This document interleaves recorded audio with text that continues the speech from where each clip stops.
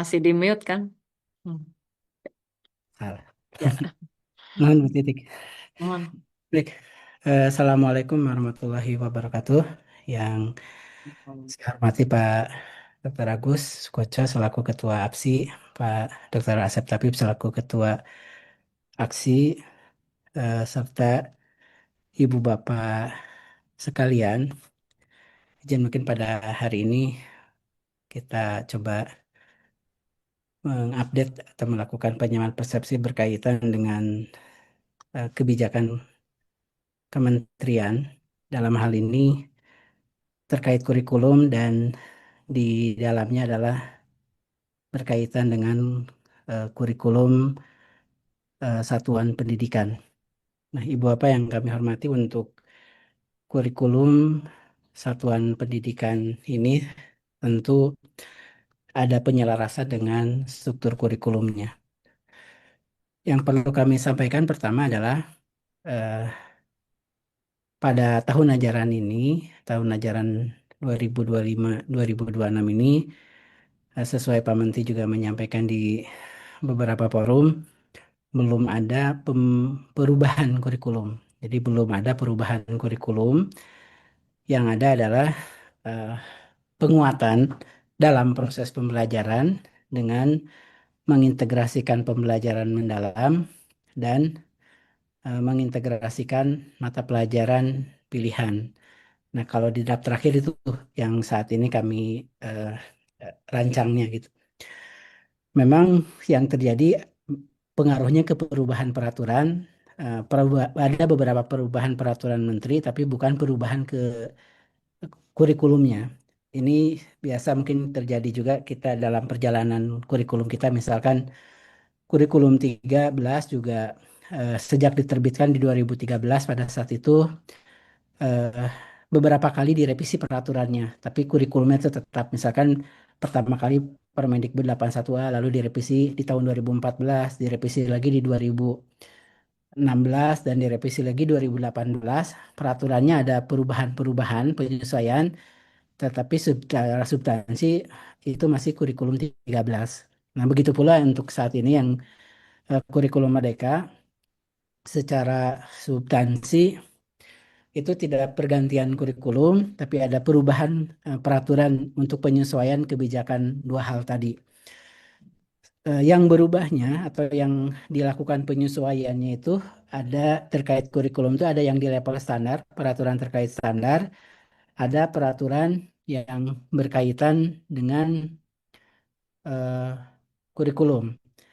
Peraturan yang berkaitan standar yang direvisi adalah standar kompetensi lulusan dan standar isi.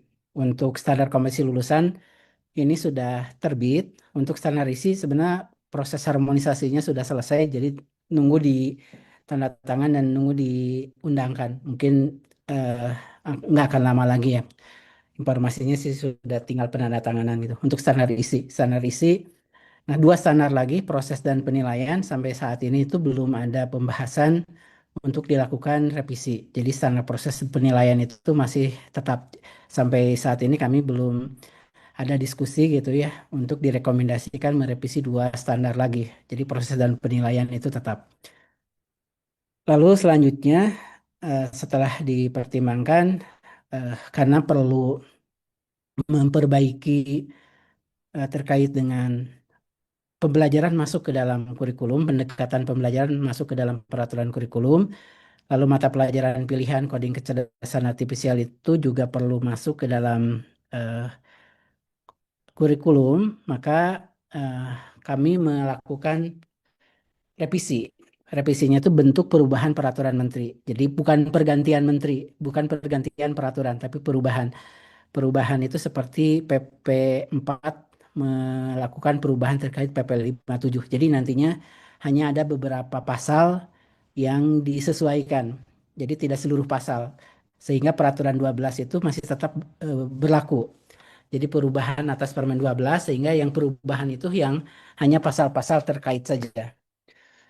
Nah, oleh karena itu Ibu Bapak, di dalam peraturan 12 itu kan mengatur struktur kurikulum itu mencakup intrakurikuler, kokurikuler, dan ekstrakurikuler. Jadi dalam kurikulum itu ada intrakurikuler, ada kokurikuler, dan ada ekstrakurikuler. Di mana dalam intrakurikuler, kokurikuler, dan ekstrakurikuler itu ada kompetensi, ada muatan, dan ada beban belajar. Nah, itu yang di pengaturan eh, saat ini. Dan oleh karena itu, yang ada penyesuaian itu adalah berkaitan dengan kokurikuler dan ekstrakurikuler. Kalau pembelajaran mendalam kami sudah masukkan ini sebagai pendekatan di landasan filosofisnya, juga kami muat gitu ya terkait dengan pendekatan pembelajaran mendalam, dan juga tentu implikasinya ke revisi eh, profil pelajar Pancasila juga sudah disesuaikan dengan profil lulusan karena implikasi dari penyesuaian kebijakan pembelajaran mendalam ini. Nah, untuk intrakurikuler, untuk intrakurikuler itu kan di dalam peraturan saat ini disebutkan kompetensi dari intrakurikuler itu bentuknya adalah capaian pembelajaran. Capaian pembelajaran, namanya sendiri capaian pembelajaran itu eh, masih tetap dan masih tetap per fase.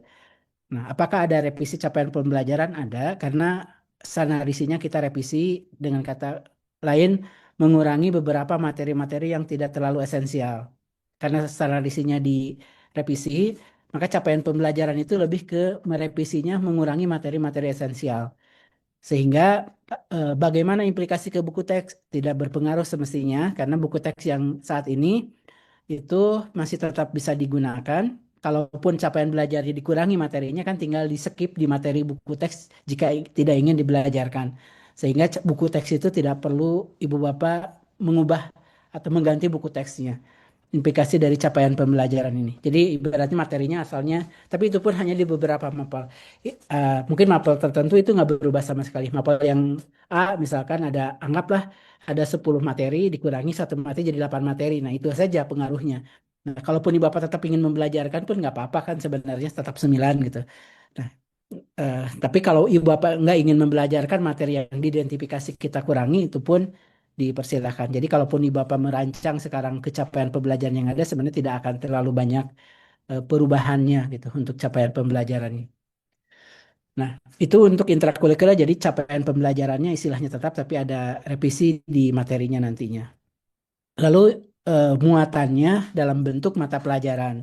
Mata pelajarannya tetap hanya ada penambahan mata pelajaran pilihan dari kelas 5 nanti sampai kelas 12, yaitu coding kecerdasan artifisial. Jadi menambahkan mata pelajaran baru untuk coding dan kecerdasan artifisial, penambahan mapel. Kompetensinya, muatan belajar, beban belajarnya masih tetap per tahun. Dengan kata lain, bagaimana pengorganisasian? Bolehkan blok? Masih boleh. Blok atau per minggu, silahkan dibuat eh, penyusunan cara pengelolaannya, sistem blok silahkan juga masih memungkinkan. Nah, itu untuk intrakurikuler. Jadi intrakurikuler capaian kompetensinya berupa capaian pembelajaran tetap dalam peraturan itu, terus eh, kompetensinya berupa mata pelajaran hanya menambahkan mata pelajaran coding KA. Alokasi waktu intrakurikuler hampir semuanya tidak berubah, tidak mengalami perubahan, hanya tambah coding KA. Muatan belajarnya masih tetap per tahun. Nah, eh, untuk kokurikuler, kokurikuler ini yang ada penyesuaian. Jadi kalau di dalam peraturan saat ini, kokurikuler itu kan ditetapkan kompetensinya dalam bentuk dimensi profil pelajar Pancasila, eh, muatannya dalam bentuk tema yang ditetapkan oleh pusat, beban belajarnya per tahun, bentuknya dalam bentuk minimal P5. Nah, ini ada pembaharuan kompetensinya, karena kemarin sebelumnya dimensi profil pelajar Pancasila ini menjadi alur perkembangan kompetensi profil lulusan. Jadi dari 6 dimensi nanti penguatan kompetensinya untuk memperkuat 8 dimensi profil lulusan. Jadi kompetensinya kemungkinan ada penyesuaian menjadi 8 dimensi kompetensinya. Lalu eh, muatannya sama, muatannya itu harus ada bentuknya itu tema. Cuma kalau kemarin temanya ditetapkan oleh pusat, sekarang temanya diserahkan ke satuan pendidikan. Lalu beban belajarnya per tahun. Dengan kata lain, bolehkah masih blok? Silahkan, masih boleh. Nah, bentuknya ini yang kita perbaharui. Kalau sebelumnya kokurikuler bentuknya minimal dalam bentuk P5, Sekarang ada penyesuaian minimal dalam tidak pakai minimal.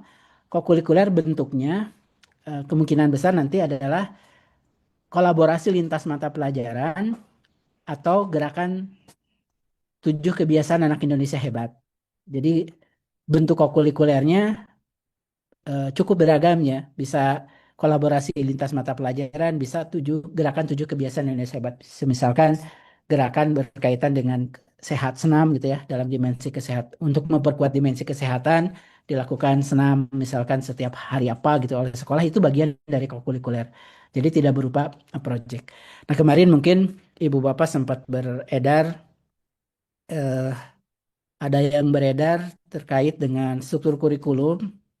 Struktur kurikulumnya itu alokasi intra, alokasi PJBL. Nah, itu bukan dokumen kementerian, Ibu Bapak, yang beredar itu dokumen yang sebenarnya pengembangan dulu kami dengan tim Kemensos untuk keperluan sekolah rakyat dan draft awal. Itu tim Kemensos membuat draft dan dokumennya utuh, juklas juknis.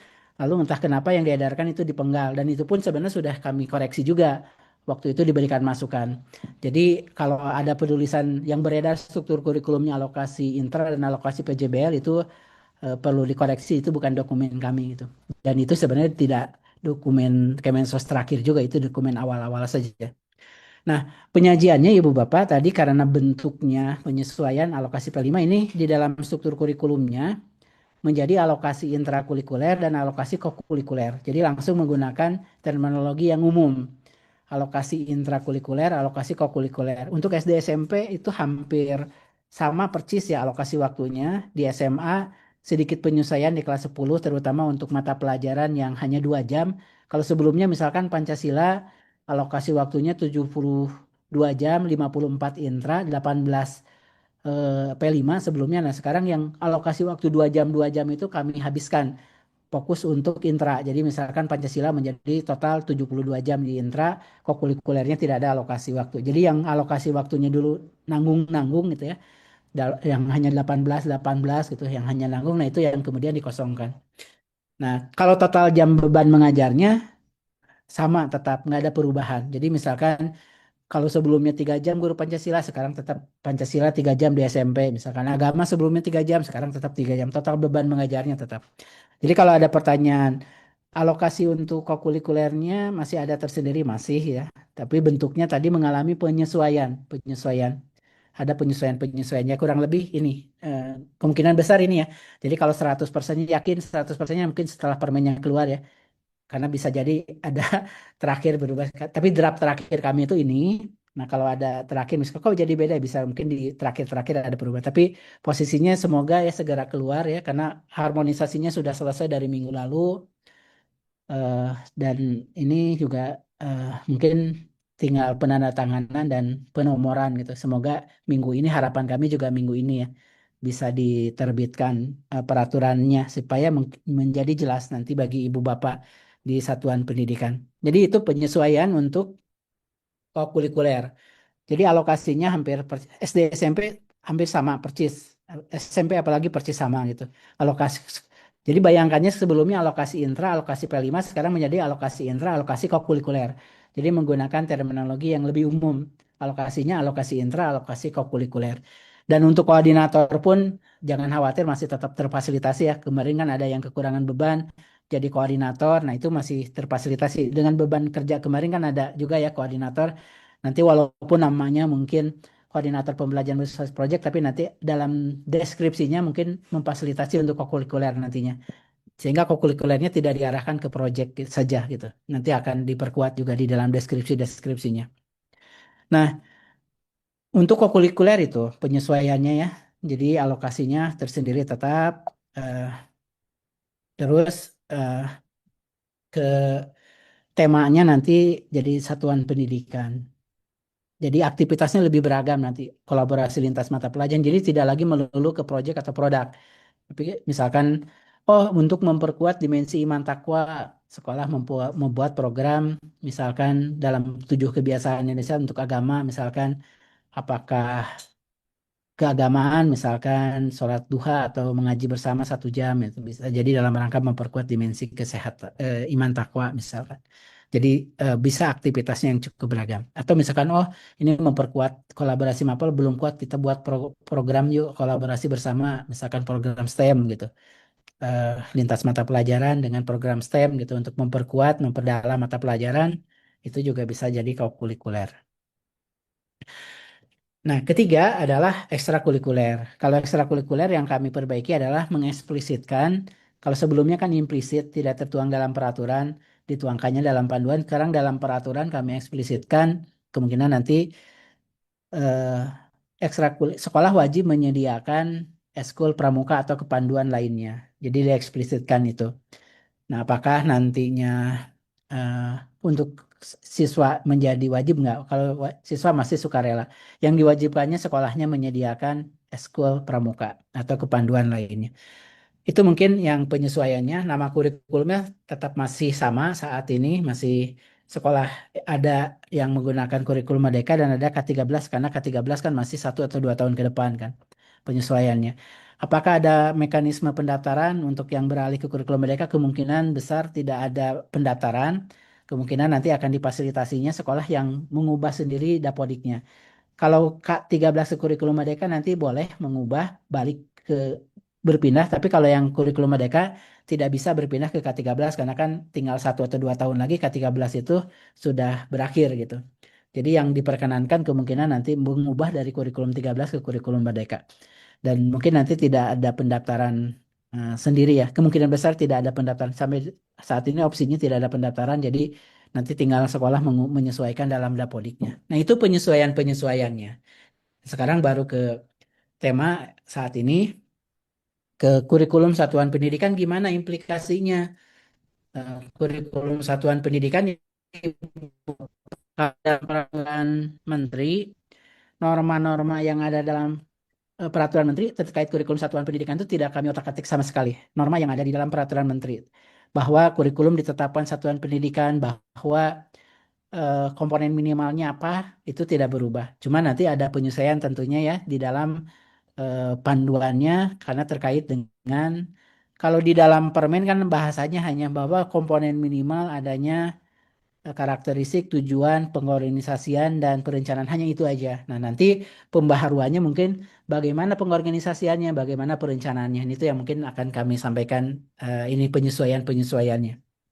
Pertama untuk fungsi jelas ya terkait dengan dokumen kurikulum satuan pendidikan ini tidak mengalami pembaharuan. Prinsip juga tetap bagaimana kontekstual, esensial, akurat, dan juga melibatkan berbagai kepentingan.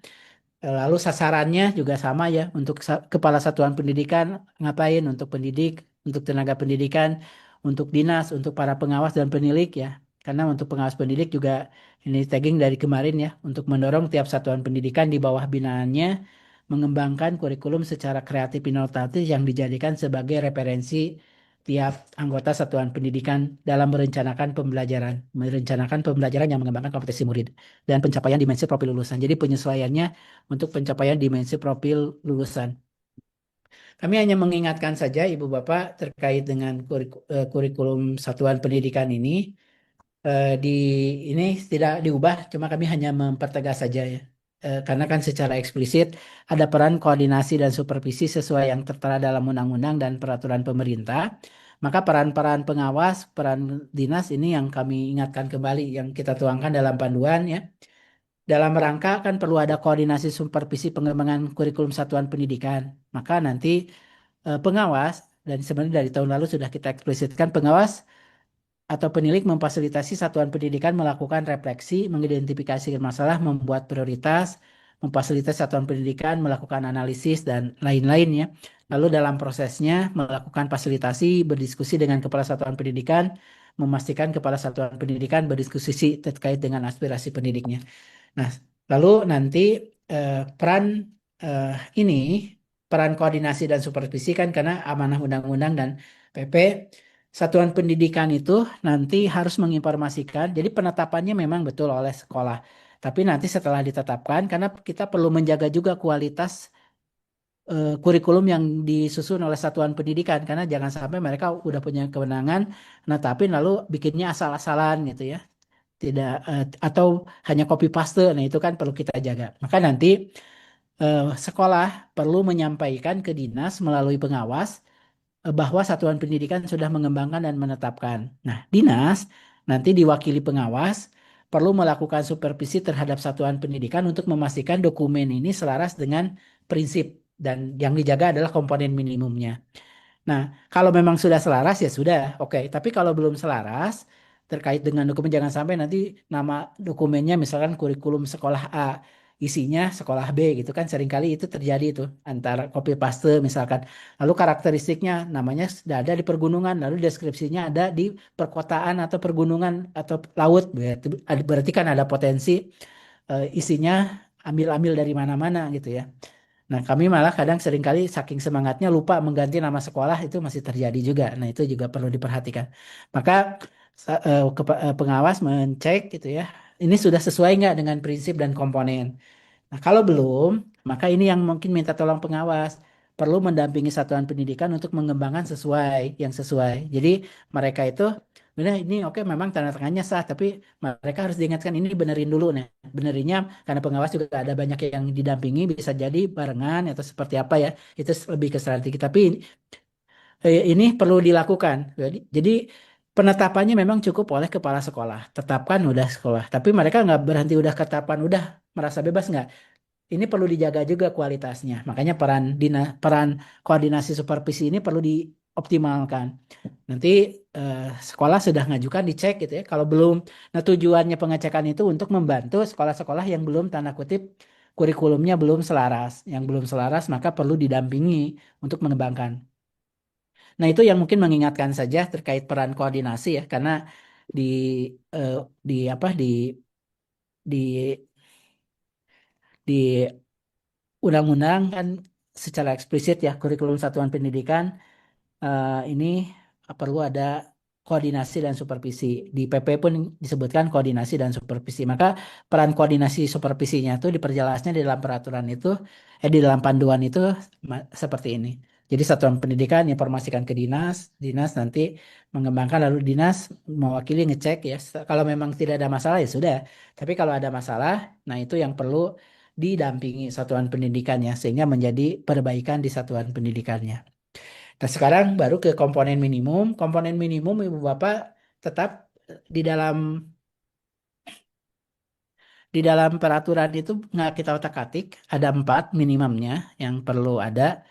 Eh, Satu karakteristik satuan pendidikan. Nah, mungkin karakteristik satuan pendidikan ya kan setiap tahun menyesuaikan. Mungkin karena ada siswa yang menyesuaikan, ada guru yang menyesuaikan ya silahkan disesuaikan. Visi misi tujuan tetap ya. Visi itu kan ya mungkin sesuatu yang ingin dicapai jangka ke depan ya mungkin antara 15-20 tahun ke depan. Mungkin penyesuaian juga dengan standar komisi lulusan. Misi adalah menjawab misi ya, jadi mungkin 5 tahunan lah ya. Lalu tujuan ya tujuan wajar mungkin perlu ada penyesuaian tujuan ya di setiap tahun ini ada penyesuaian tujuan. Nah, lalu oh ya. Untuk yang sekolah baru atau lama tentu ada penyesuaian. Kalau sekolahnya memang belum punya, ya berarti mereka mulai merumuskan, menyusun gitu. Tapi kalau sekolahnya sudah lama, ya berarti tinggal analisis tinjau kembali. Sampai ini analisis tinjau. Kalau memang masih relevan ya sudah perbaiki beberapa saja. Nah, komponen tadi kembali lagi ada karakteristik tetap, visi misi tujuan tetap. Nah, di pengorganisasian dan perencanaan, kalau dalam permennya kan pengorganisasian dan perencanaan itu masih tetap. Cuma mungkin nanti di dalamnya ada penyesuaian di komponen kokurikuler. Kalau sebelumnya kan pengorganisasian itu intrakurikuler, P5 dan ekstrakurikuler. Nah, sekarang disesuaikan jadi intrakurikuler, kokurikuler, dan ekstrakurikuler. Jadi setara lah ya sekarang pengorganisasian namanya. Kalau kemarin kan intra P5 dan ekstra gitu ya. Yang P5-nya kurang setara. Nah, kalau sekarang intra kok dan ekstra. Jadi tidak menyebutkan P5. Nah, intrakurikuler jelas ya mata pelajarannya tetap tinggal nambahin mata pelajaran coding KA. Kokurikuler ini intinya kegiatan pembelajaran untuk memperdalam pengayaan intrakurikuler dalam penguatan kompetensi. Ekstra pengembangan karakter. Nah, perencanaan belajar nanti kan ada contoh perencanaan belajar. Nah, perencanaan belajar itu yang perlu mengintegrasikan dengan pembelajaran mendalam untuk perencanaan belajarnya.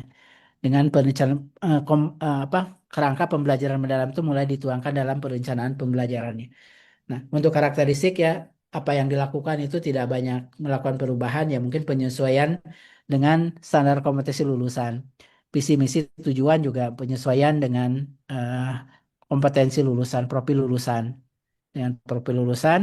Nah, di pengorganisasian aja ini Ibu Bapak yang penyesuaian sebelumnya P5, bentuknya P5 sekarang kokurikuler itu melalui pembelajaran kolaboratif lintas disiplin ilmu, lalu pembiasaan yang terprogram berdasarkan 7 kebiasaan anak Indonesia hebat. Nah, ini yang penyesuaiannya di sini. Gerakan 7 kebiasaan Indonesia hebat.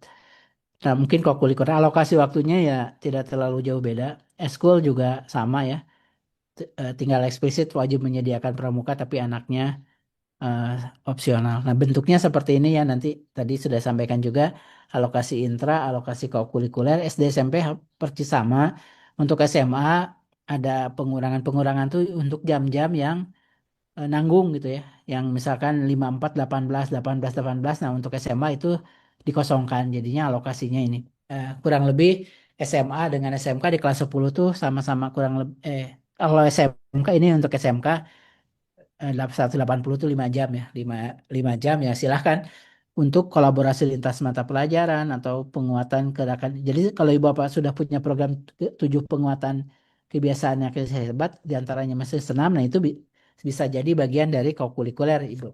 Eh, bisa jadi eh, bagian dari kokurikuler. Jadi tidak menambah waktu gitu ya. Ini karena bagian dari kokurikulernya. Nah, di perencanaan belajar, Ibu Bapak masih kan ada capaian pembelajaran sampai ke perencanaan belajar. Nanti yang ditekankan adalah terkait dengan penyesuaian prinsip belajarnya ya, menjadi berkesadaran, bermakna, menggembirakan. Lalu di perencanaan belajarnya, nah perencanaan belajar contohnya eh, untuk perencanaan belajar nanti Ibu Bapak perlu menyesuaikan perencanaan belajarnya didesain dengan mengintegrasikan pembelajaran mendalam. Jadi ada 4 kerangka dari pembelajaran mendalam yang perlu disesuaikan. Maaf, bentar.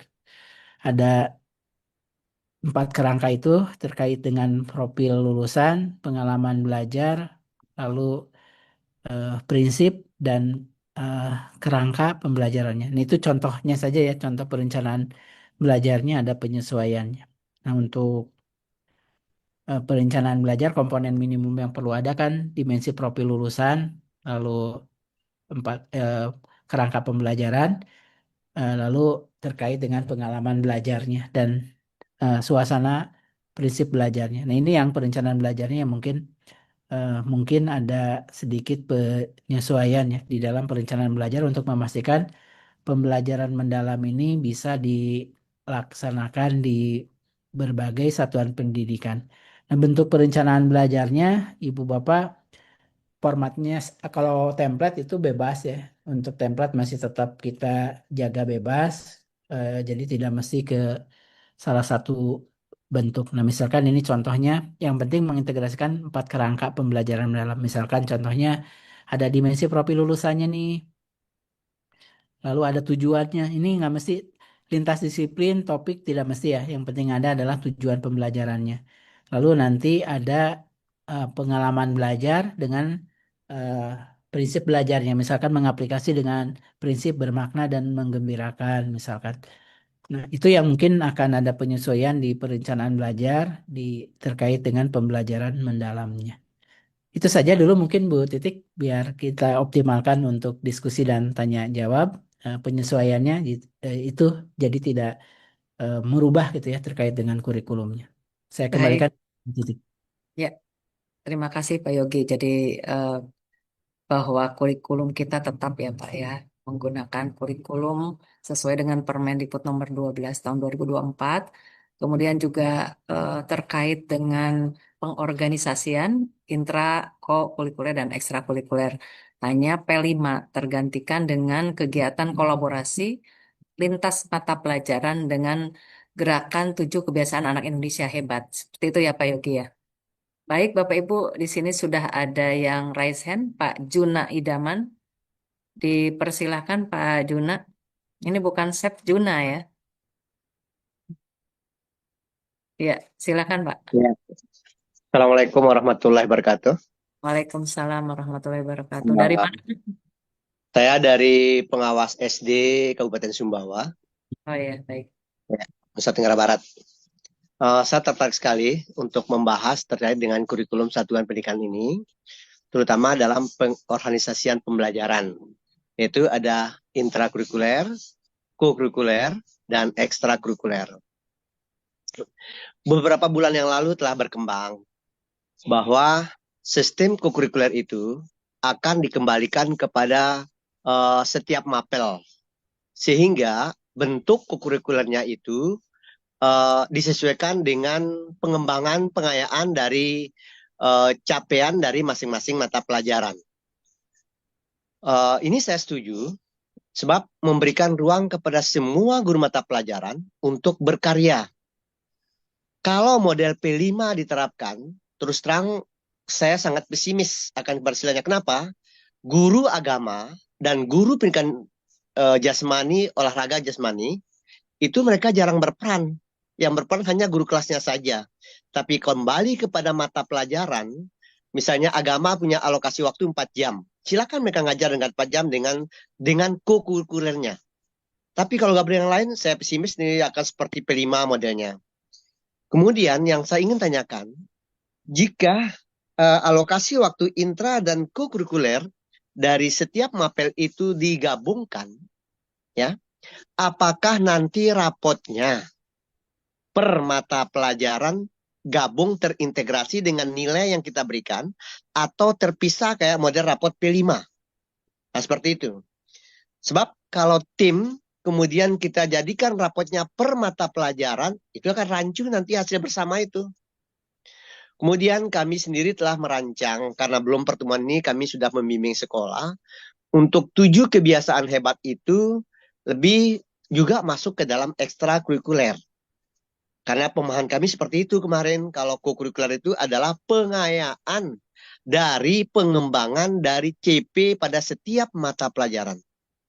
Ya, sementara dari itu saja dari saya, mungkin terima kasih.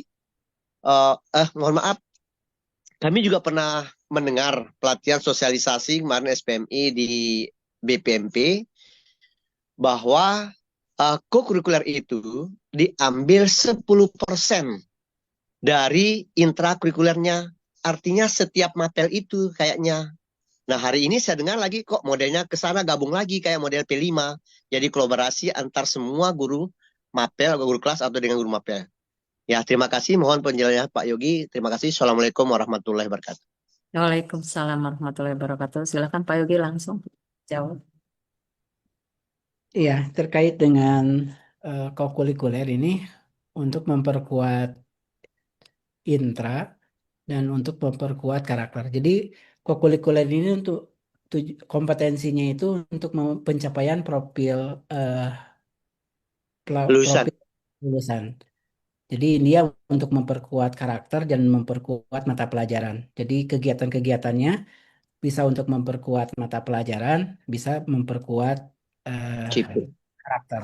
Jadi karakter dan mata pelajaran. Jadi kompetensi sebenarnya memperkuat kompetensi, tapi kompetensi di sini kompetensi dari mata pelajaran juga karakter ini kan sama-sama ada bagian dari kompetensi. Itu yang diperkuatnya. Lalu yang kedua terkait dengan bentuknya tadi, ini pada saat penguatan mata pelajaran itu tidak mesti berupa proyek gitu, penguatan mapel. Jadi identifikasi untuk penguat kan kokuliker itu untuk memperdalam, memperkuat gitu, memperkuat, memperdalam. Ya dilihat saja nanti di program sekolahnya mana yang mapel-mapel pada saat untuk penguatan mata pelajaran. Pada saat sebenarnya kan rekomendasinya, kenapa kami perlu lintas disiplin? Pembelajaran mendalam itu intisarinya itu sebenarnya di interdisipliner. Di interdisipliner keterkaitan antar mata pelajaran. Makanya kami tetap tadinya mau sendiri-sendiri, tapi kalau sendiri-sendiri, kolaborasi keterkaitan antar mata pelajaran itu menjadi lepas. Makanya dalam kokurikuler dirancangnya tetap interdisipliner. Perlu ada kolaborasi, oh terkait antara satu mata pelajaran dengan mata pelajaran lainnya. Jadi memastikan bahwa karena pembelajaran mendalam itu juga salah satunya keunggulannya itu adalah dia terkait antar satu mata pelajaran lainnya. Jadi ada konteks bagaimana penerapan dalam keseharian dan ada keterkaitan sebenarnya antar satu mapel dan mata pelajaran lainnya. Mungkin di dalam kegiatan mata pelajaran intra masing-masing agak sulit dilakukan, maka kita ingin memastikan interdisipliner itu tetap dilakukan. Dilakukannya di mana pada saat kokurikuler, pendalaman, penguatan. Jadi bentuk penguatannya pada saat kolaborasi interdisipliner itu tidak mesti dalam bentuk project. Jadi bukan berupa project. Kita memperdalam, memperkuat mata pelajaran kan tidak mesti berupa project. Jadi penguatan, pendalaman mata pelajaran tersebut. Tapi dalam bentuk kolaborasi ini perlu ada kolaborasi lintas mata pelajaran interdisipliner. Lalu bentuknya bukan hanya Rapor. itu, kalimatnya atau. Jadi kolaborasi lintas mata pelajaran, bisa juga kolaborasi penguatan karakter.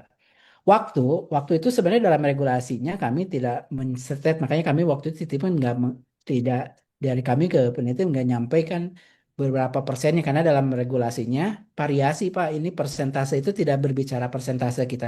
Ibu Bapak kalau dilihat mata pelajarannya di SMK kelas 11 12 dan SMA mungkin nggak nyampe 5%. Tapi kalau di kelas 10-nya mungkin itu sampai 20%. Jadi mengikatnya itu lihat di struktur kurikulumnya. Makanya dalam peraturan nanti itu kita tidak menyebut persen bahwa sekian persennya gitu, sekian persennya. Karena antara jenjang kelas itu berbeda-beda. Ada yang tinggal 5%, ada yang tinggal 4%, ada yang 10%, ada yang 20% itu sesuai di jenjang kelasnya. Makanya itu silahkan alokasinya sesuai total jam. Misalkan tadi SMK di kelas 10 itu 180 jam. 180 jam tuh 5 jam ya. 5 jam pelajaran tuh di kelas 10. 5 jam.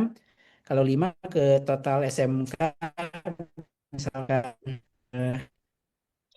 SMK 5 jam. 40 jam aja itu kan atau 50 jam atau 48 jam kan itu kurang dari 10%, kurang waktunya itu di kelas 10. Belum di kelas 12 tinggal berapa jam juga semakin berkurang gitu alokasinya hanya 2 jaman. 2 jam dari sekian total jam jadi tinggal mungkin nggak nyampe 5% juga. Jadi tidak berbicara persentase. Nah, di SMA mungkin di kelas 10-nya agak lumayan 15% gitu. Jadi itu tuh norma yang mengatakan sekian persen itu tidak dokumen resmi gitu ya. Itu kan eh, bahasa informal ya, tapi dan tidak tidak diregulasikan di dalam dokumen kita. Itu untuk alokasi Rapornya. waktunya. Alokasi waktunya lihat aja strukturnya ada variasi. Nah, lalu untuk rapotnya kemungkinan besar tidak akan ada rapot tersendiri. Tidak Ya, ada rapot pasti tersendiri terjadi. seperti rapot ini. Nah, kalau ingin memasukkan nilai, ingin kita ada penguatan. Ini kembali ke konsepnya kokurikuler. Kokurikuler itu kan semestinya penguatan ya, penguatan Ya, pendalaman yang belum paham makin kuat gitu ya. Kalaupun ada kontribusi nilai harusnya memperkuat, memperdalam bukan memperlemah harusnya kan. Kan tujuannya ya, kokurikuler itu memperkuat, memperdalam. Harusnya kalaupun semakin menjadi pintar dengan pas kokurikuler, ya berarti bisa jadi ada kontribusi positif nilai misalkan silahkan itu diintegrasikan di intrakurikulernya. Misalkan pas kolaborasi lintas mata pelajaran, oh ini diperkuat nih matematikanya, fisikanya. Oh, sehingga anak menjadi lebih paham, lebih mampu berarti berkontribusi nilainya lebih bagus. Ya silahkan itu dimasukkan di dalam ya, intrakurikulernya. Jadi eh, idealnya mungkin kalau kalau idealnya serba ada rapot gitu. Tapi kami masukkan ya, kemarin rapot-rapot sendiri itu menjadi beban tambahan buat guru. Nah kami tidak ya. ingin menambah beban-beban tadi ya. Jadi kemungkinan besar tidak ada rapot tersendiri. Eh, Eh, baik termasuk Pak Yogi, sedikit. ya, silakan. Dulu kan sebelum K13 itu, kan untuk kalau kokurikuler itu untuk yang SD itu 60% untuk intra dan 40% untuk kokurikuler. Kemudian SMP itu 50-50 50-50. SMA SMK itu 40-60. Jadi banyak proyeknya. Nah, kenapa kami sebutkan kembali ini? Di dalam PowerPoint yang beredar tentang pembelajaran mendalam, bentuknya kegiatan kurikuler itu ada PBL, ada PJBL, dan bahkan STEM. Disebutkan seperti itu. Kemudian berikut, Pak. Di dalam KSP kita kan juga cantumkan kalender pendidikan. Ya. Nah, bolehkah sekarang ini di dalam kalender itu kita cantumkan tes kemampuan akademik dan ujian itu juga dicantumkan tes TKA-nya sekitar November. Kemudian kalau ujiannya sekitar April atau Mei gitu. Bolehkah seperti itu Pak? Atau memang belum dilaksanakan itu nantinya? Terima kasih. Iya, kalau program itu menjadi kewenangan satuan pendidikan, kalender pendidikan itu. Jadi kalender pendidikan itu kami tidak menetapkan dan kami juga di sana disampaikan sesuai dikontekstualkan satuan pendidikan. Kan setiap dinas juga ada mengeluarkan kalender pendidikan dinas masing-masing. Nah, nanti realnya kan Ya. diterjemahkan program Ya, kalender pendidikan. di kami belum berani katanya taruh yang ini tes kemampuan akademik itu di bulan itu karena belum ada regulasi alasan dinas pendidikannya. Nah, Iya, kira-kira kalau menurut untuk Pak Yogi itu biar kita kabur aja dulu tentang TKA dengan ujian nasional itu atau kita eh, ancang-ancang begitu. Sebaiknya seperti ya apa itu? kalau merasa perlu dimasukkan silahkan juga Pak menjadi kewenangan satuan Hmm. pendidikan. Pada saat dibuat kalender Oh, kan, oh ini programnya di bulan November kan kemungkinan ada TKA gitu ya. TKA. Nah, mungkin Ya, bentar lagi juga mungkin dalam seminggu 2 minggu ke depan kan ada Kepmen terkait dengan kerangka asesmennya. Mungkin di sana sudah ada juknisnya ya. yang bisa nanti dipertimbangkan setelah keluar kerangka asesmennya ya, Kepmennya nantinya. Baik. Baik, Ya. terima kasih Pak Juna. Terima kasih. Cukup Terima kasih. Ya, Putuskan 7 kebiasaan itu bukan eskul, tapi ini bagian dari kokurikuler. baik. sirkuler. Selanjutnya Bu Titik Mukawana dipersilahkan singkat ya Bu ya.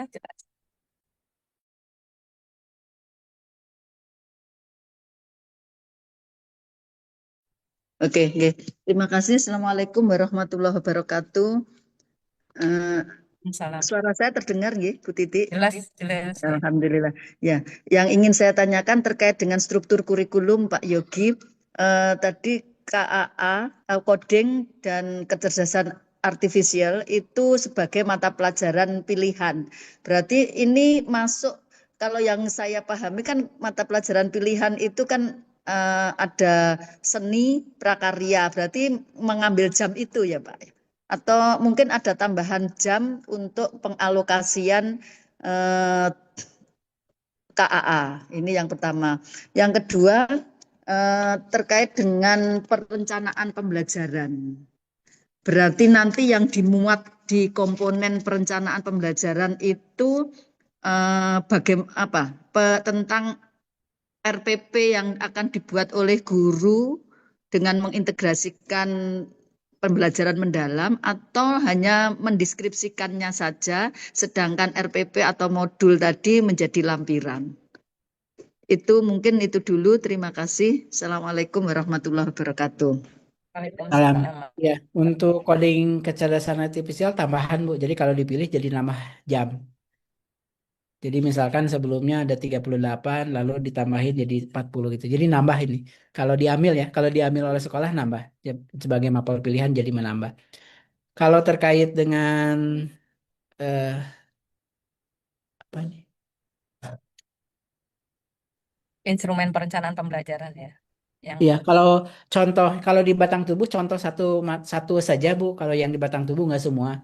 Jadi sekolah mendesain eh, sistematikanya seperti apa. Jadi contoh satu saja di batang tubuh. Contoh perencanaan belajarnya seperti apa yang didesain oleh sekolah gitu.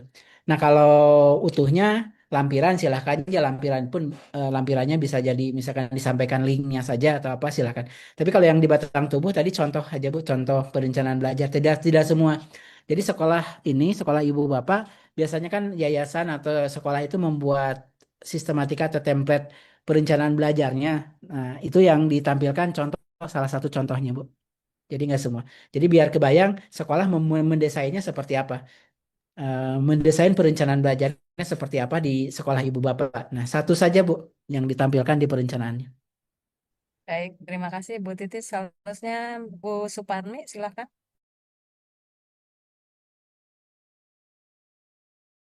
Diklik mikrofonnya Bu Suparmi, silahkan Ibu.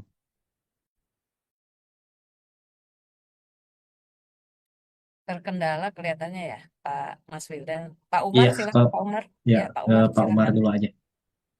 Silakan Pak Umar, diklik mikrofonnya sudah diberikan akses untuk berbicara ya. Silakan Pak Umar. Kalau Pak Umar belum bisa lagi, kita ke Bu Yani. Oh, Bu Bu Suparmi Yani, sudah silakan. terhubung. Bu Suparmi sudah terhubung ini. Silakan Ibu.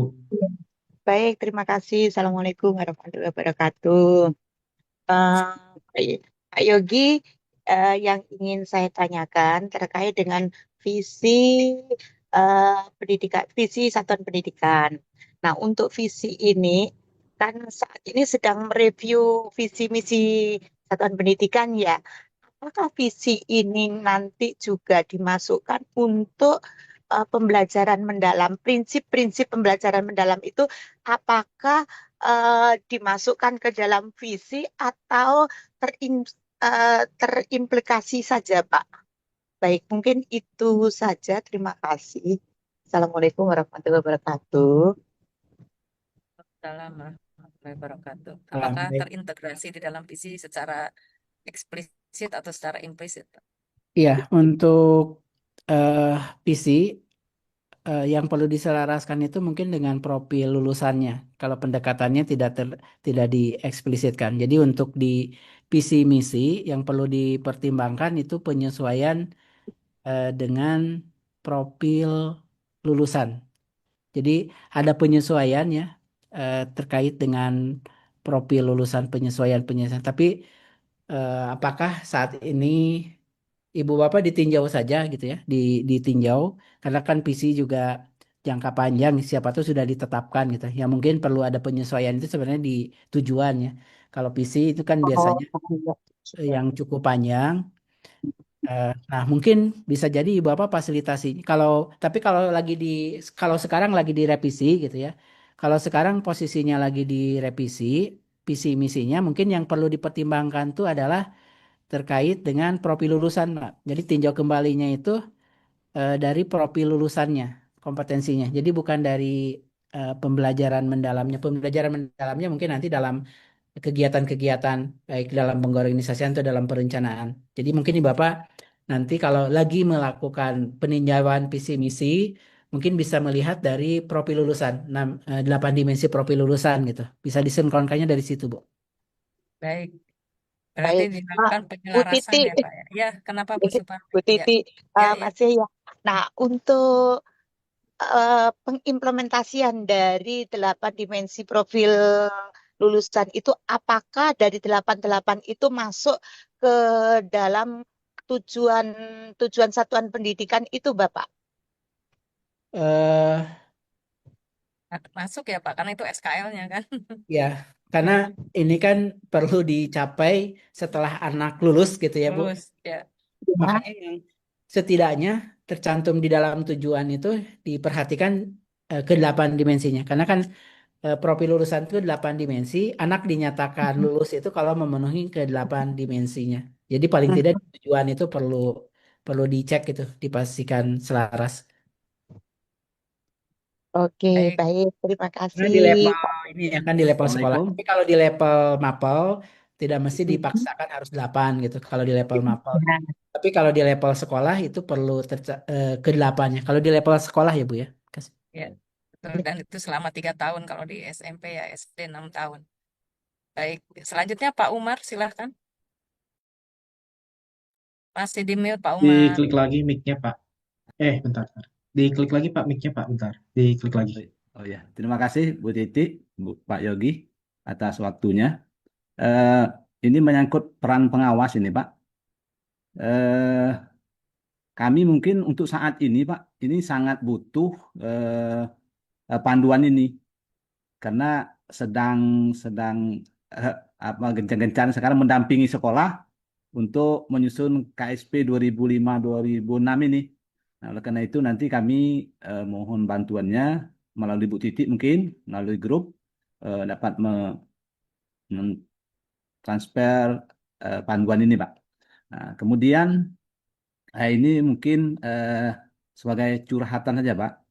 Eh, untuk kokurikuler ini, nah ini kami mungkin kalau kita belajar dari yang lalu, nah ini sangat kita lihat menilai sangat baik. Nah, itu per mata pelajaran itu memang ada kokurikulernya. Sehingga pendalamannya itu mungkin disitulah kita kita lakukan dan kebermaknaan. Nah, misalnya saja untuk mata pelajaran agama. Nah, ini kita lihat ini kokurikulernya memang tidak ada. Nah, tapi pendalamannya mungkin itu bisa kita melalui praktek-praktek itu. Nah, sehingga memang terjabar eh, pendalamannya itu, Pak, oleh guru agama misalnya. Nah, sehingga seperti yang lalu-lalu sebelum kurikulum 2013 kan kita melakukan seperti itu. Nah, sehingga anak merasakan pendalaman dari materi yang atau CP yang sudah kita tentukan itu. Saya kira itu, Pak. Terima kasih. Assalamualaikum warahmatullahi wabarakatuh. Waalaikumsalam Waalaikumsalam. Ya, warahmatullahi untuk panduan nanti kami terbitkannya setelah permen terbit ya Bapak. Jadi mohon maaf untuk dokumen resminya. Pak, mengeluarkannya itu harus berurutan SKL, SI, permen kurikulum, baru panduan, CP gitu. Nanti kami terbitkan setelah regulasinya karena kalau terbit duluan permennya belum ada gitu nggak berdasarkan hukum. Jadi izin mungkin nanti terbit panduan nah, kami akan Tahap ya edarkan. Pak Yogi. Nanti kami kirim Ya, juga ke Bu Titi, ke teman-teman kalau sudah ya. Oke, ini oke. Iya. Pak Gus. Nah, ini kalau sudah dokumen-dokumennya secara bertahap resmi terbit nanti akan kami edarkan juga. Oke. Terkait Terima kasih, Pak. Ya. kurikuler ini Bapak sedikit flashback gitu ya ke eh, di kurikulum 2006, di kurikulum 2013 memang ada yang namanya kokurikuler. Tapi kok sebenarnya kemarin pun konsep kokurikuler itu kan pendalaman penguatan. Kalau kemarin di Permen 12 itu minimal P5. P5 itu minimal yang diakui beban mengajarnya. Sedangkan eh, aktivitas lain dalam penguatan 5 mapal beberapa jam itu tuh selama ini pun kan itu buat bagian dari kokurikuler selama memperkuat. Bedanya apa? Yang Mm-mm. di luar-luar itu, yang di rumah, yang di mana-mana itu kan tidak dihitung sebagai bagian beban mengajar. Bapak bisa dicek di 2006, 2013 ada kokurikuler gitu. Ada yang namanya kokurikuler. Tapi yang namanya dalam yang namanya kokuler ini eh, ada kokurikuler tapi tidak dihitung sebagai bagian dari beban mengajarnya. Jadi kalau alokasi waktu jamnya misalkan total jam anggaplah total belajarnya 46 jam, itu tuh 46 jam itu udah masuk di intra semua. Jadi kalau Bapak menambahkan ada aktivitas penguatan-penguatan lainnya itu kan di luar yang 46 walaupun disebut kokurikuler. Nah, yang seperti itu sampai sekarang tuh tetap diakui kok kokurikuler seperti itu, tapi memang tidak dihitung sebagai bagian dari beban mengajarnya. Itu Oke. mungkin yang terkait kokurikuler. Jadi total jam misalkan sebelumnya di eh, kurikulum 2013 misalkan melalui Permendikbud nomor 36 ya, Permendikbud 36. Kokurikuler apakah ada? Ada kokurikuler selama ini tuh ada, cuma bedanya kokurikuler sebelumnya itu eh, aktivitas-aktivitasnya itu tidak dihitung sebagai bagian dari eh, beban mengajarnya. Nah, itu yang mungkin penyesuaiannya gitu terkait hal ini. Nah, sekarang pun Ibu Bapak kalau ada penguatan-penguatan mapel mau nama-nama lain itu tuh sebagai bagian kokurikuler ya iya sebagai kokurikuler cuma mungkin yang dihitung beban mengajarnya itu yang bentuk-bentuk tadi yang di aktivitas sekolah tadi. Nah, mungkin nanti bisa disandingkan juga ya eh, Dikbud Permendikbud yang sebelumnya gitu ya terkait dengan struktur kurikulum Permendikbud di tahun 2016 gitu terkait dengan struktur-struktur kurikulum istilah intrakurikuler karena intrakurikuler itu kan intinya penguatan pendalaman terkait dengan eh, mata pelajaran gitu intrakurikuler. Nah, alokasi waktunya saja yang perlu dipertimbang yang belum mungkin eh, dimasukkan ke dalam struktur. Nah, saya izin tampilkan nih. Misalkan mengingatkan juga di kurikulum 13. Nah, ini alokasinya intrakurikuler nih yang ini. Lalu ada kokurikuler, beban ada kokurikuler yang tadi sekian persen ya. Nah, ada beban belajar, penugasan struktur, kegiatan-kegiatannya. Nah, untuk intrakurikulernya itu sudah pas 38. Nah, sebelumnya itu 38 itu ini full untuk intrakurikuler nih, yang waktu alokasi jam mengajarnya 38. Nah, kalau Mm-mm. sekarang sama-sama 38, tapi 38 itu gabungan dari inter dan ko. Nah, jumlahnya sama-sama 38. Nah, untuk kokurikulernya, nah ada kegiatan-kegiatan kokurikuler walaupun sekian persen, ada, cuma memang tidak dihitung nanti di input dalam Dapodik beban ini ya bagian dari dihitung jam pada saat Bapak ada penguatan itu ya sudah itu bagian dari penguatan mata pelajarannya. Nah, itu aja.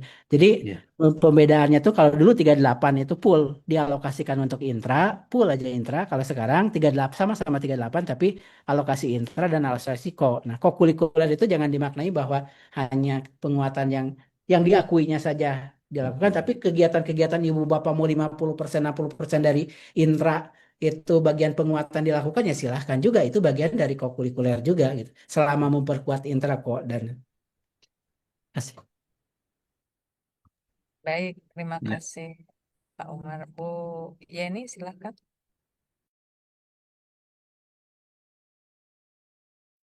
Baik, Assalamualaikum warahmatullahi wabarakatuh. Waalaikumsalam. Terima kasih, Ibu.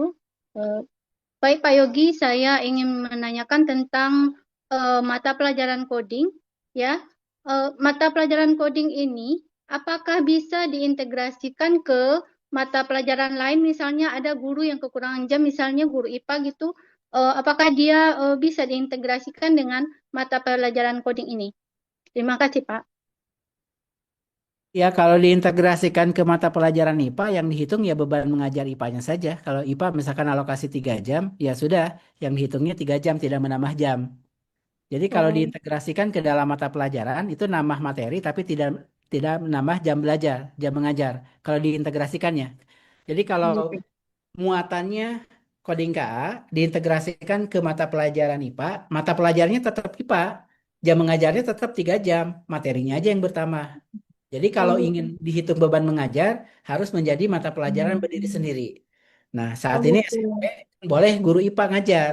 Berarti dia ngajar itu ngajar informatika dihitung beban mengajarnya guru IPA. Jadi gitu. Jadi kalau ibu bapak melakukan integrasi ke mata pelajaran boleh, boleh, sangat boleh. Mau eskul pun boleh.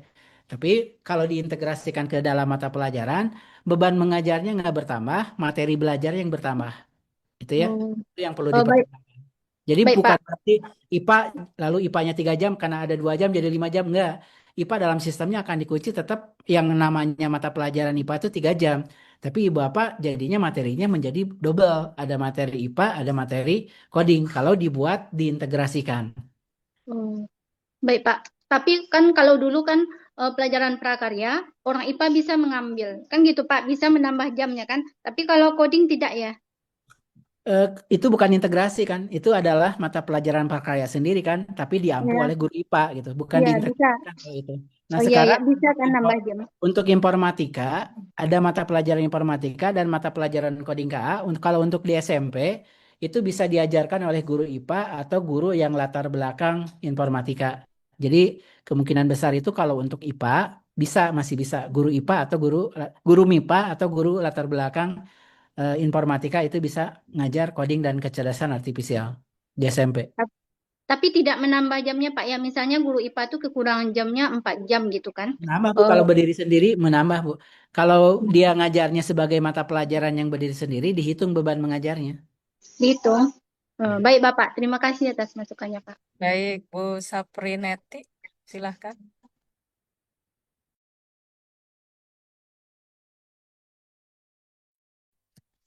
Oke, terima kasih Bu. Assalamualaikum warahmatullahi wabarakatuh. Waalaikumsalam. Ini terkait juga dengan mata pelajaran. Berarti untuk coding ini bisa menjadi mata pelajaran yang berdiri sendiri atau terintegrasikan dengan mata pelajaran yang lain seperti informatika dan mata pelajaran IPA. Itu saja yang mau saya tanyakan. Karena kan kalau di sekolah di SMA itu ada mata pelajaran pilihannya informatika. Kalau seandainya dia berdiri sendiri berarti mata pelajaran coding gitu. Boleh ditambahkan itu selain informatika gitu. Itu saja pertanyaan saya, Pak. Terima kasih. Sudah Saat dijawab ini, tadi sebenarnya. Ya, baik. saat ini informatika itu mata pelajaran wajib untuk kelas di SMP kelas 7 sampai kelas 9 itu wajib kalau informatika. Lalu ada mata pelajaran coding KA, mapel pilihan. Nah, kalau untuk coding KA, karena mata pelajaran ini coding KA ya, konteks coding KA, bisa sebagai mata pelajaran yang berdiri sendiri, bisa sebagai ekstrakurikuler, bisa sebagai materinya diintegrasikan ke mata pelajaran yang relevan gitu. Misalkan mau diintegrasikan ke informatika boleh, nggak diajarkan pun nggak apa-apa sebenarnya karena mapel pilihannya tidak diajarkan nggak apa-apa, diintegrasikan silahkan, mata pelajaran berdiri sendiri silahkan, jadi eskul silahkan karena ini sifatnya mapel pilihan. Ya, baik. Terima kasih Bu Virgin.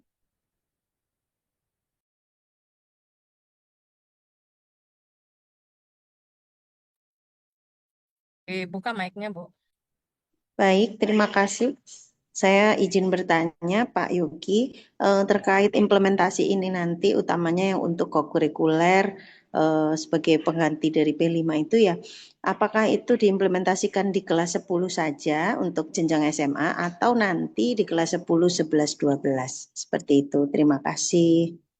Ya, kalau kemarin pada saat kami diskusi dengan Kementerian Hukum, katanya kalau ini berlaku mengikat ke seluruh kelas yang malah menggunakan kurikulum merdekanya.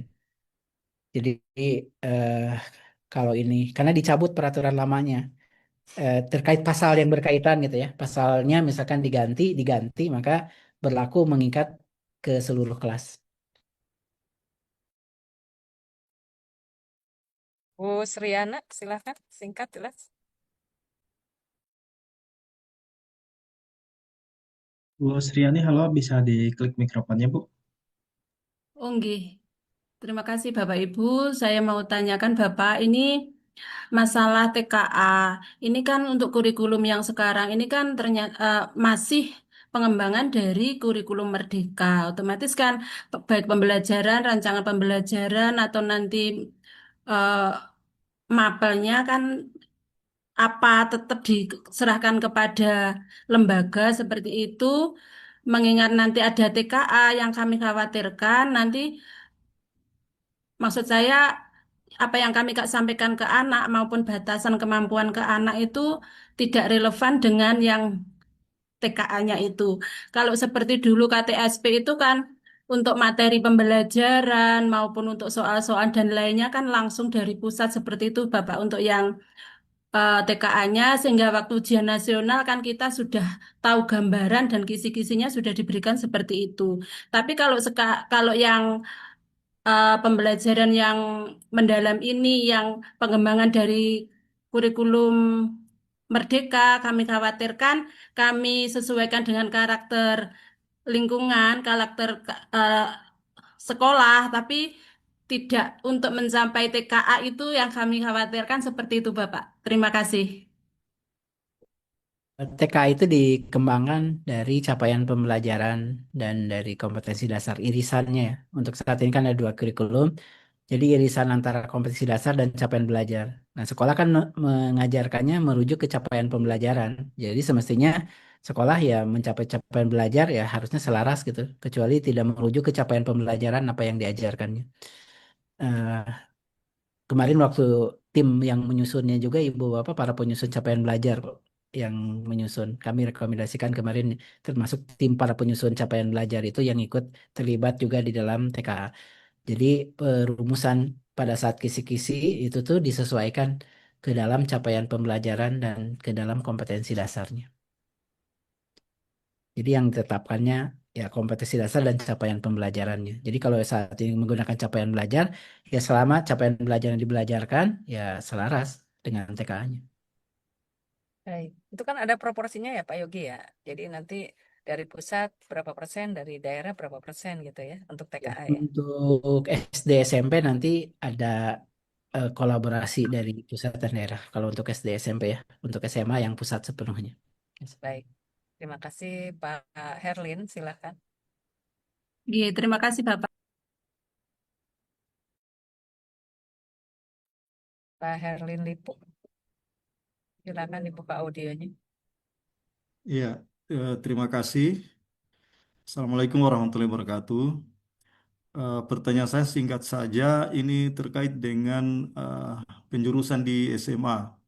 Ya, karena ini lagi heboh-hebohnya kita di sini, jadi apa kemudian ada mungkin pernyataan apakah benar atau tidak bahwa penjurusan itu akan dikembalikan seperti semula bahasa Indonesia, bahasa PAIPA atau IPS, Nah, kemudian yang menjadi pertanyaannya apakah memang hal itu betul-betul sudah akan diimplementasikan atau masih dalam proses atau memang untuk tahun ajaran baru ini masih sebagaimana pada kurikulum Merdeka di kelas 10 itu tidak ada penjurusan, nanti sudah di kelas 11 dan kelas 12 baru ada penjurusan. Saya kira itu saja Pak pertanyaan saya. Terima kasih. Ya, baik. Desain terakhir sementara belum akan diaktifkan di tahun ajaran ini. Jadi sementara belum dimunculkan, dihidupkan kembali jurusan. Untuk saat ini ya arahannya. Jadi ke depan ya, tapi untuk tahun ajaran ini belum ada arahan, jadi sementara belum akan diaktifkan di tahun ajaran ini. Baik, selanjutnya Pak Isnaini Cahyanto. Silahkan Pak, diklik mikrofonnya Pak. Oke, sip. Terima kasih Bu Titi. Pak Yogi, salam kenal, saya Isni Cayanto dari Kabupaten Bogor, pengawas. Yang ingin saya tanyakan pertama terkait dengan kegiatan KKA. Tadi kan bisa pilihan, bisa ekskul bahkan gitu ya. Untuk sekolah-sekolah penerima bos kinerja, sekarang ini kan sudah mereka wajib mengikuti kegiatan pelatihan yang dilakukan oleh rekanan sepertinya itu ya. Seperti dari Pinbook, apa itu Pinbook, apa itu, ada kami udah pada mulai latihan guru-gurunya dan itu dibiayai dari dana bos kinerja. Apakah khusus sekolah penerima bos kinerja itu nanti wajib tahun pelajaran ini untuk melakukan kegiatan KKA, entah itu nanti pilihan atau ekskul, itu yang pertama. Kemudian untuk pembelajaran mendalam sendiri, kan nanti katanya hanya baru 30% gitu Pak ya, sekolah-sekolah yang melaksanakannya. Untuk sekolah yang lainnya, sebagai pendekatan, apakah bisa juga nanti di dalam KSP-nya itu sudah langsung kita integrasikan, kita masukkan pendekatan itu sebagai bagian dari KSP, meskipun itu bukan yang 30%. Terima kasih Pak. Assalamualaikum warahmatullahi wabarakatuh. Jadi ada kurang lebih 65.000 satuan pendidikan yang tahun ini memperoleh bos kinerja. Nah, sekolah-sekolah yang memperoleh bos kinerja itu kan bisa menggunakan dananya untuk mengikuti pelatihan, baik pembelajaran mendalam maupun coding kecerdasan artifisial. Kalau pembelajaran mendalam memang pelatihannya difasilitasi oleh UPT. Kalau coding kecerdasan artifisial ada keterlibatan LPD, Lembaga Penyelenggara Diklat, gitu. Lembaga penyelenggara diklat, dan sebenarnya kalau tidak ada LPD bisa juga ke UPT nantinya. Jadi ada UPT dan lembaga penyelenggara diklat. Nah, mengikuti pelatihannya menggunakan dana tersebut. Nah, ini untuk pelatihan. Pelatihan. Jadi sekolah yang dapat boskin itu prioritas untuk mengikuti pelatihan. Nah, ini masalah pelatihan ya, ikut pelatihan. Nah, sekarang apakah untuk implementasi pertanyaan pembelajaran mendalam. Untuk pembelajaran mendalam itu harus wajib pelatihan dulu, nggak ada harusan juga sebenarnya. Ibu Bapak bisa jadi ada sekolah-sekolah, mohon maaf ya, nggak dapat boskin, karena mohon maaf sekolah-sekolah swasta yang agak kaya-kaya itu tuh banyak yang menolak bos gitu, nggak dapat bos, memang tidak mendapatkan bos atau boskin. Mereka bisa jadi lebih siap dapat melaksanakan coding KA dan bisa jadi lebih siap pembelajaran mendalam. Nah, keduanya bolehkah mereka melakukan tanpa pelatihan lalu mereka siap melakukan pelatihan sendiri tanpa dilatih pemerintah melakukan pembelajaran mendalam coding KA? Ya bisa-bisa saja, silahkan aja. Walaupun nggak dapat pelatihan, lalu mereka merasa lebih siap gitu ya. Bisa jadi mereka nggak dapat pelatihan, nggak dapat boskin gitu ya. Sekolah A misalkan dia nggak dapat pelatihan, tapi mereka udah siap karena selama ini infrastrukturnya sudah siap, sudah dilaksanakan. Walaupun nggak dapat pelatihan, bolehkah melaksanakan baik pembelajaran mendalam coding KA? Ya nggak masalah gitu. Jadi bisa jadi sekolah-sekolah yang nggak dapat pelatihan, mereka lebih siap melaksanakan pembelajaran mendalam, silahkan. Jadi yang persentase tadi sekitar 65.000 itu adalah lebih ke kita sanggup melakukan pelatihannya itu sekian. Tapi kalau mau sekolah melaksanakannya pembelajaran mendalam siap semua juga nggak apa-apa, lakukan walaupun mungkin belum pelatihan gitu. Karena bisa jadi ada sekolah-sekolah yang sudah lebih siap. Misalkan coding KA itu sekolah-sekolah yang nggak dapat boskin itu banyak yang sudah siap, bisa jadi gitu. Nah, posisinya yang jelas Kalau coding KI itu mata pelajaran pilihan. Mata pelajaran pilihan, nah sebagai mata pelajaran pilihan, tidak ada kewajiban harus melaksanakan kalau mapel pilihan gitu. Setahu saya sampai saat ini pembahasannya namanya mata pelajaran pilihan itu tidak bisa dipaksa untuk dilaksanakan karena mempertimbangkan apa SDM gurunya dan sarananya, apalagi SMA gitu sangat mempertimbangkan sarananya. Jadi sebagai mapel pilihan itu di dalam peraturannya kami sebutkan mata pelajaran ini dipertimbangkan sesuai sumber daya yang dimiliki oleh satuan pendidikan. Kalau untuk ininya ya, jadi kita agak bedakan nih pelatihan. Jadi memang ini pelatihan tapi bisa jadi gitu ya, belum bisa dipaksa gitu. Dan bisa jadi nggak ikut pelatihan tapi lebih siap gitu ya. Misalkan dibina oleh Bu Titik itu walaupun nggak ikut pelatihan resmi tapi binaannya Bu Titik itu nggak dapat bos gini. Tapi lebih bagus, lebih siap ya lakukan duanya bisa jadi mungkin itu dilakukan. Itu mungkin ya. Jadi nanti ada konteks pelatihan, ada konteks. Nah kalau yang pembelajaran mendalam yang 65.000 yang dilatih ya harapannya sudah dilatih karena ini pembelajaran mendalam itu sifatnya mandatori ya setidaknya yang sudah dilatih itu jalankan gitu. Harus melakukan pembelajaran mendalam karena pembelajaran mendalam ini akan diwajibkan untuk seluruh sekolah melakukan. Nah, kalau coding konteksnya adalah mapel pilihan. Jadi sepertinya hitungan-hitungannya tidak bisa diwajibkan gitu kalau coding. Itu mungkin ya. Nah, di luar itu yang nggak ikut pelatihan pun bolehkah kami melaksanakan ya nggak dilarang silahkan bisa jadi lebih siap belajarnya mandiri tanpa latih misalkan ya atau lebih siap kami sudah punya ke coding KA gitu ya. Sekolah-sekolah itu nggak dapat boskin dan sudah siap ya silahkan aja jalankan. Baik, tapi semuanya dimulai di kelas 7 kalau SMP ya, jenjang SMP, SMA kelas 10 ya Pak Yogi ya, Ya, enggak semua. kalau sebagai mata pelajaran itu harus bertahap sebagai mata pelajaran. Jadi coding KA itu SD dari kelas 5, SMP dari kelas 7, SMA dari kelas 10. Jadi kalau sebagai mata pelajaran, kalau untuk coding KA kami normalkan Ibu Bapak di dalam peraturannya, coding KA dilaksanakan mulai tahun ajaran 2025-2026 secara bertahap gitu. Kalau untuk ini kita atur klausulnya tidak bisa langsung semua. Jadi ada pasal yang mengatur harus bertahap. Ya, kalau Pak M-nya Pak Yogi kemarin ada pertanyaan juga. Kalau Pak M-nya Nah, apakah kalau bertahap juga? pembelajaran mendalam ini bisa langsung seluruhnya, Bu. Oh, baik. Ini Ya. karena tidak terkait dengan pasal-pasal khusus. Jadi pembelajaran mendalam termasuk kokurikuler itu bisa langsung diterapkan di seluruh jenjang kelas. Bu Yuniati silakan.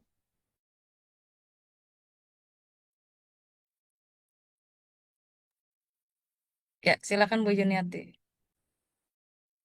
Titik nanti tepat pukul 17 ya karena Pak Yogi ada kegiatan lain. Ya, ya baik. Saya juga masih di jalan ini. Ya. Baru pulang, Bu. Ya. Bu Yuniati silakan.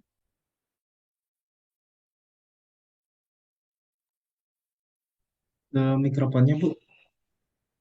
Itu udah kebuka sebenarnya. Kayaknya Mas Yuda. terkendala Ya. audio, Bu Titik. Pak Al-Ghazali, Audionya ini. Pak Al-Ghazali, ya silakan Pak Al-Ghazali aja. Pak Al-Ghazali, silakan. Makasih. Pak Yogi, ketika coding dipilih oleh sekolah untuk berdiri sendiri, apakah semua guru mapel itu bisa mengajarkan dan dihitung di Dapodik, Pak? Atau hanya guru mata pelajaran tertentu yang boleh mengajarkan coding? Ya, Mata makasih, Pak. pelajaran tertentu kalau SD kan guru kelas ya tidak akan ada masalah karena guru SD rata-rata kan tidak kekurangan jam. Kalau di SMP itu kemungkinan besar nanti ini kan akan kami muat nantinya diskusikan dengan linearitas. Kalau dari pengembangan kami untuk SMP itu guru MIPA sama seperti informatika, guru MIPA atau guru latar belakang informatika.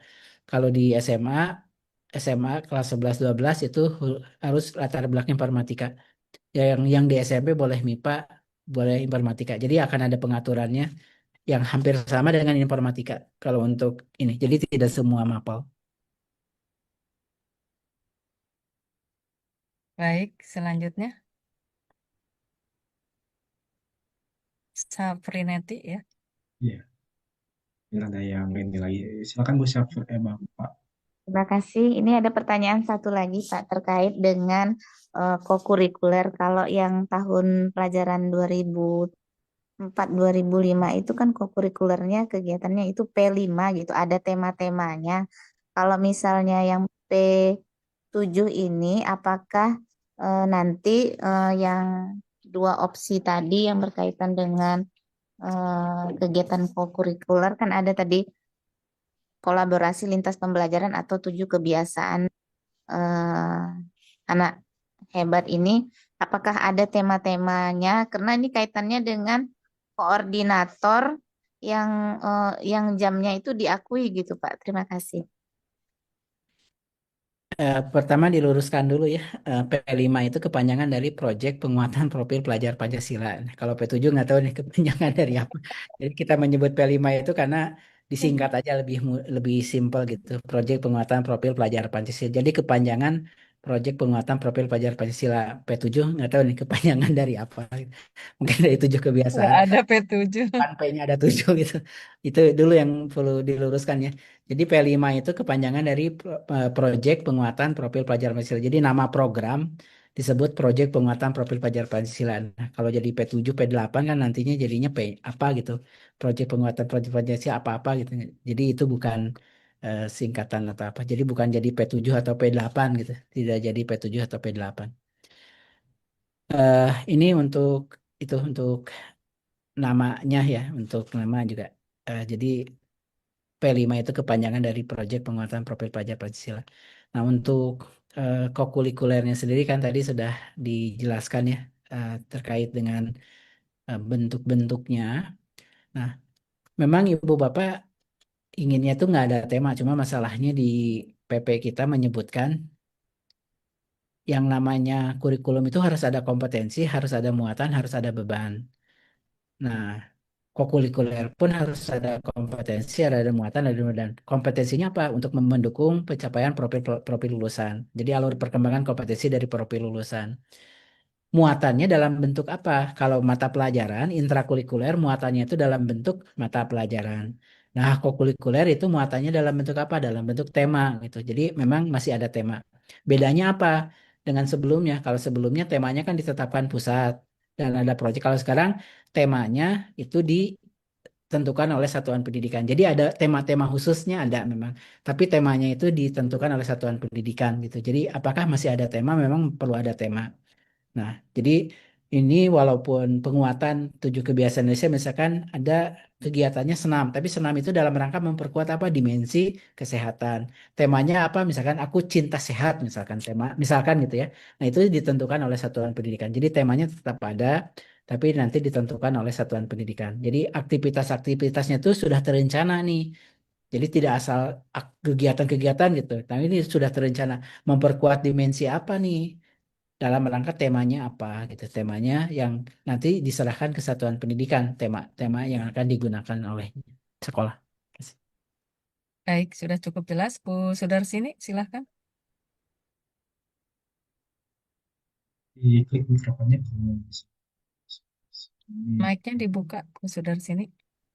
Iya, Bu Sudarsini, halo. Kalau belum, Ini dari ya, oh udah. silakan. Ini Bu Terima kasih Sudarsini, atas halo. waktunya. Kebetulan saya dari SMK terkait dengan nanti yang mengampu mata pelajaran coding. Kebetulan di sekolah kami itu memang ada jurusan rekayasa perangkat lunaknya. Nah, kan kebetulan masih kurang jam untuk gurunya. Apakah bisa nanti guru dari konsentrasi RPL itu mengajar mata pelajaran coding tersebut ya? Demikian Ibu, terima kasih. Oh iya, nanti itu ya untuk yang mapel-mapel yang relevan tentu eh, nanti akan kemungkinan akan masuk ya. Nanti kami coba list juga ya untuk SMK. Mapel-mapel yang intinya konsennya itu benar-benar cukup relevan gitu ya mengajar tadi. Nah itu nanti yang akan perlu merevisi Kepmen terkait dengan linearitas. Nah, eh, untuk SMK itu ya mungkin kalau identifikasi kami intinya kalau mapel-mapelnya relevan kemungkinan akan kita masukkan gitu sebagai ini. Tapi fixnya nanti akan di dalam linearitas ya Ibu apa ya. Untuk di SMK misalkan siapa aja yang bisa mengampu gitu. Nanti akan masukkan di sana yang akan relevan pada saat pembahasan ini. Ya, baik. Bu Fasiatul Aurea. Ya, terima kasih Bu dan Bapak. Selamat sore. Saya Fasiatul Heria dari SMP 50 Satap Oku. Yang ingin saya tanyakan masih tentang coding KI ya Pak. Kalau seandainya nih sekolah kami menjadikan coding ini mapel masuk ke dalam intrakurikuler Pak ya. Artinya ini hanya diterapkan di kelas 7 saja, Pak, gitu. Kelas 7 saja, kelas 8 9-nya belum memakai menambah mapel coding ini. Nah, terus kalau ini diterapkan di kelas 7, artinya kami ada 11 mapel ya, Pak. Begitu. Dalam apa? Ya, ada 11 mapel seperti itu, Pak. Ya, nambah mapel Bu kalau Nambah di mapel. Kan selama jadi ini kami 10 mapel, Pak, ya, SMP. Nah, artinya kalau ada coding ini jadi 11 mapel. ada muatan lokal juga nggak Bu? Nggak ada, Pak. Kalau ada muatan lokal jadi 12 Bu. Oh, ya gitu. Nggak ada. Oh. Nanti ini muncul, Pak, di rapot akhir semester, mapel ini. Ya kalau diajarkan ya muncul dalam rapor Muncul. nanti. Oh, ya, ya. Itu saja, Pak, yang insight-nya. Gantung Makasih. Ibu mengajarkan nggak? Kalau nggak diajarkan nggak usah dimunculkan. Kalau diajarkan dimunculkan. Ada, Pak, karena kami kebetulan ada pelatihan ini yang apa guru coding itu, Pak, lagi ke pelatihan. Berarti nanti kalau itu dalam inputan Dapodik pun kan Ibu Bapak nanti ngisi itu. Ada mata pelajarannya, rapornya nanti dimunculkan juga. Oh, itu hanya kelas 7 saja ya, Pak? Betul. Bertahap kalau ini mata pelajaran itu nanti kaget kalau dari kelas 9 tiba-tiba ada mata informatika belum pernah. Iya, Pak.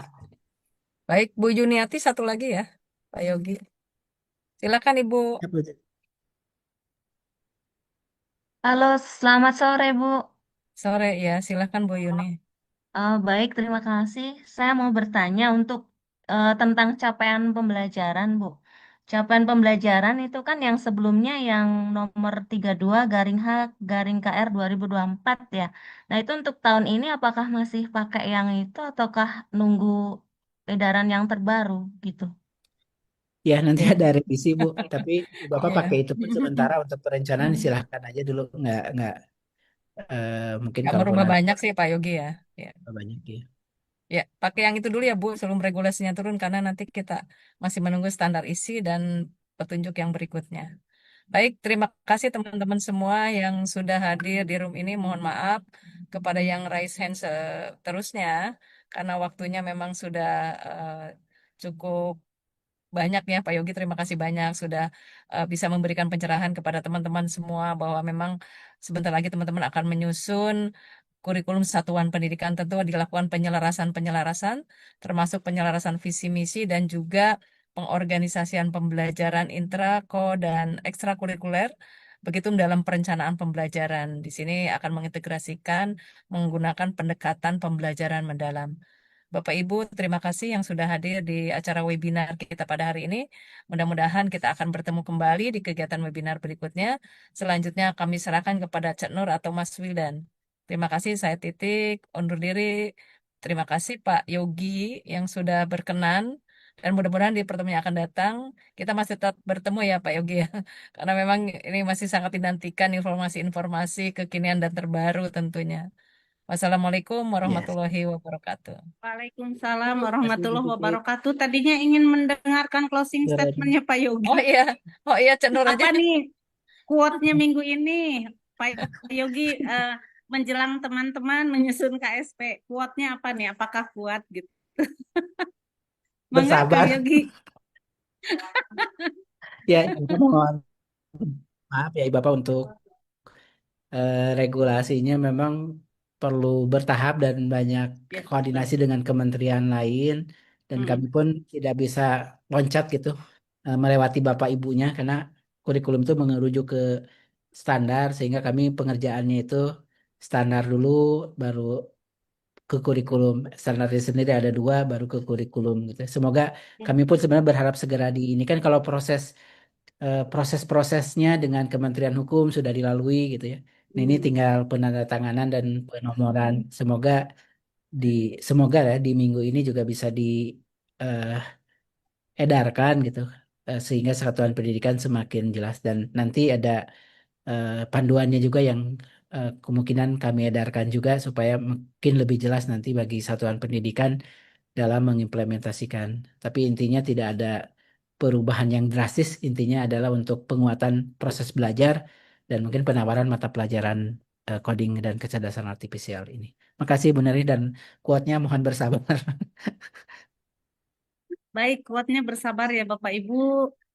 Tapi mudah-mudahan sih karena masih menggunakan yang 12 2024, kemudian CP masih menggunakan yang 32 2024 sambil menunggu ya Pak Yogi ya. Pokoknya memang kami orang-orang kuat, kepala sekolah, pengawas sekolah, guru adalah orang-orang yang struggle siap di medan tempur. Terima kasih Kang Yogi. Semoga Mohon, Bu. ilmunya sangat bermanfaat dan akan menjadi amal ibadah Kang Yogi di yaumil akhir nanti. Kami tidak bisa Amin, membalasnya Bu. dengan Amin. apapun. Doa kami untuk Pak Yogi semoga selalu sehat walafiat, banyak rezekinya dan banyak keberkahannya. Terima kasih Kang Yogi, disilakan kalau mau live. Atur nuhun, Bu. Jazakallah khairan Izin kasiran dibawakan. Kang Yogi. Nur, saya izin live juga ya. Mangga, mangga. Pulang, mangga. Saya baru sampai rumah nih. Baik, Bapak Ibu, terima kasih. Alhamdulillah sudah ada pencerahan ya. Tadi quote-nya adalah bersabar Bapak Ibu.